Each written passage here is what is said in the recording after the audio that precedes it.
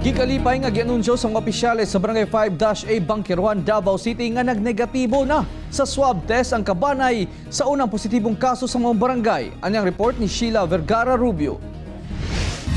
Negatibo ang swab test sa bana, anak ug apo sa 59 anyos nga tindera sa Pag-asa Wet Market sa Bankerohan, Davao City, kinsa nagpositibo sa COVID-19. Samtang ang mismong pasyente ana nausab kuno sa recovery ward, butang hugot kay gikalipay sa mga opisyales sa Barangay 5A. Itong na PUI.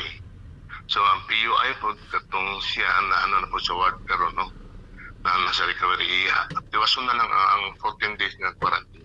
Bisan ang driver o BHW nga naghatod sa pamilya sa pasyente, negatibo usab sa test. Ang mga nag-assist sa Kabanay sumala pa, nakasinati og diskriminasyon tungod sa exposure niini. Driver na mo na inana dito no di na mawala na inana no.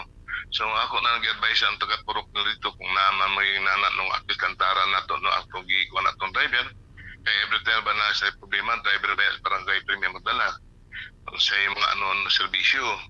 So ana na mapalayo na mo din yung magpa-panakay manarapay balao na siya nga bawa na ikuan mo nang inana nga bitaw. Samtang sa laing bahin, negatibo usab sa rapid testing ang mga Davaoenyong sakay sa sweeper flight niadtong Lunes sa buntag, sigon sa lokal nga kagamhanan. Apan gikinahanglan pa silang i-monitor sulod sa 14 diyas nga quarantine kung naa o wala kini nasinati nga sintomas. Kauban si Bebot Kahes sa kamera, ako si Sheila Vergara Rubio para sa One Mindanao.